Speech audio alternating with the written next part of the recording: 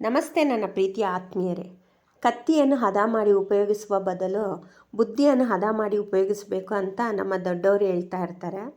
ಇದನ್ನು ಒಬ್ಬ ಯುವಕ ಅದು ಹೇಗೆ ಬುದ್ಧಿಯನ್ನು ಉಪಯೋಗಿಸೋದು ಅಂತ ಕೇಳ್ತಾನೆ. ತಕ್ಷಣ ಅಲ್ಲಿದ್ದವರು ದೊಡ್ಡವರು ಒಬ್ಬರು ಮನಸ್ಸಿನಲ್ಲಿ ಅಂದ್ಕೊಳ್ತಾರೆ, ಯುವಕನಿಗೆ ಬುದ್ಧಿ ಜಾಣ್ಮೆ ಸ್ವಲ್ಪ ಕಡಿಮೆ ಅಂತ. ಅರಿವು ಮತ್ತು ಬುದ್ಧಿಶಾಲಿತನಕ್ಕೆ ಏನು ವ್ಯತ್ಯಾಸ, ಅರಿವು ಅಂದರೆ ಏನು, ಬುದ್ಧಿಶಾಲಿತನ ಎಂದರೆ ಏನು ಅಂತ ಆ ಯುವಕ ಕೇಳ್ತಾನೆ. ನಾನು ನಿನ್ನ ಪ್ರಶ್ನೆಗೆ ಉತ್ತರ ಹೇಳ್ತೇನೆ, ಅದಕ್ಕೂ ಮುಂಚೆ ನೀನು ಒಂದು ಕಾರ್ಯ ಮಾಡಬೇಕು. ಏನು ಮಾಡಬೇಕು ಹೇಳಿ ಅಂತ ಕೇಳ್ತಾನೆ ಯುವಕ. ಅಲ್ಲಿ ನೋಡು, ಒಬ್ಬ ವಯಸ್ಸಾದ ದೊಡ್ಡವರು ಕೂತಿರುತ್ತಾರೆ. ಅವ್ರ ಹತ್ರ ಹೋಗಿ ಇಲ್ಲಿಂದ ಪಕ್ಕದ ಗ್ರಾಮಕ್ಕೆ ಹೋಗಿ ಸೇರಲು ಎಷ್ಟು ಕಾಲ ಬೇಕು ಅಂತ ಕೇಳಿ ಬಾ ಅಂತ ಹೇಳ್ತಾರೆ. ಸರಿ ಅಂತ ಹೇಳಿ ಆ ವಯಸ್ಸಾದ ದೊಡ್ಡವರ ಹತ್ತಿರ ಹೋಗಿ ನಿಲ್ತಾನೆ ಯುವಕ.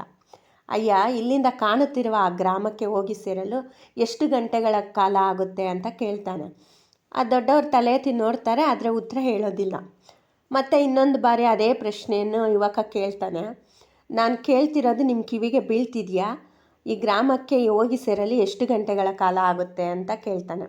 ಆವಾಗಲೂ ಅವರು ಉತ್ತರ ಹೇಳೋದಿಲ್ಲ. ನಂತರ ಯುವಕ ಮನಸ್ಸಿನಲ್ಲಿ, ಯಾಕೋ ಈ ವಯಸ್ಸಾದವರು ಒಂಥರ ಕಾಣ್ತಿದ್ದಾರೆ, ಬುದ್ಧಿ ಸ್ವಾಧೀನ ಕಳೆದುಕೊಂಡಿರುವ ಹಾಗೆ ಕಾಣುತ್ತಿದ್ದಾರೆ ಅಂತ ಬಂದ ದಾರಿಯಲ್ಲೇ ವಾಪಸ್ ತಿರುಗಿ ನಡೆಯುತ್ತಾನೆ.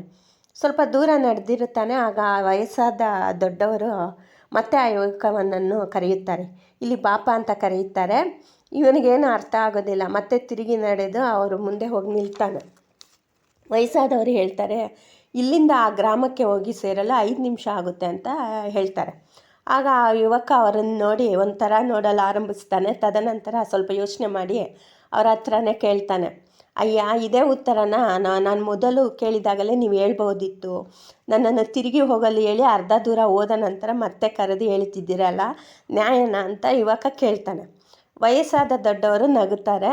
ನಂತರ, ನೀನು ಎಷ್ಟು ವೇಗವಾಗಿ ನಡೀತಿದ್ದೀಯಾ ಅಂತ ನಾನು ನೋಡ್ದೇನೆ ನೀನು ಗ್ರಾಮಕ್ಕೆ ಹೋಗಿ ಸೇರಲು ಎಷ್ಟು ಕಾಲ ಆಗುತ್ತೆ ಅಂತ ಹೇಗೆ ನಾನು ಹೇಳೋದು? ಅದರಿಂದಲೇ ನಿನ್ನನ್ನು ಸ್ವಲ್ಪ ದೂರ ನಡೆಯಲು ಬಿಟ್ಟು, ನೀನು ನಡೆಯುವ ವೇಗ, ಗ್ರಾಮ ಇರುವ ದೂರ ಎರಡನ್ನೂ ಲೆಕ್ಕ ಹಾಕಿ ನಿನಗೆ ಎಷ್ಟು ನಿಮಿಷ ಆಗುತ್ತೆ ಅಂತ ಹೇಳಿದೆ ಅಂತ ಹೇಳ್ತಾರೆ. ಆ ಯುವಕ ತಲೆ ಬಗ್ಗಿಸಿ ಹಾಗೆ ತಿರುಗಿ ಬರ್ತಾನೆ. ಅಲ್ಲಿದ್ದ ವ್ಯಕ್ತಿ ಹೇಳ್ತಾರೆ, ತಮ್ಮ, ಇದಕ್ಕೆ ಹೇಳುವುದು ಬುದ್ಧಿಶಾಲಿತನ ಅಂತ. ಈ ಅರಿವು ಜಾಣ್ಮೆ ಬಂದು ಎಲ್ಲ ಯುವಕರಿಗೂ ಬರಬೇಕು.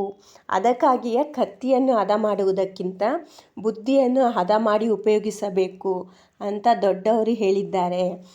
ಬುದ್ಧಿಯನ್ನು ಉಪಯೋಗಿಸುವವರು ಜೀವನದಲ್ಲಿ ಅರಿವುಳ್ಳವರಾಗುತ್ತಾರೆ, ಇಲ್ಲದವರು ಮೂರ್ಖರಾಗುತ್ತಾರೆ. ಇದೇ ಇವತ್ತು ನಡೆಯುತ್ತಿರುವುದು. ಸ್ವಾರಸ್ಯಕರವಾದ ಕಥೆಗಳಿಗಾಗಿ ಕಾಮಧೇನು ಚಾನೆಲ್ ಸಬ್ಸ್ಕ್ರೈಬ್ ಮಾಡಿ. ವಿಡಿಯೋ ಇಷ್ಟವಾದರೆ ಲೈಕ್ ಮಾಡಿ.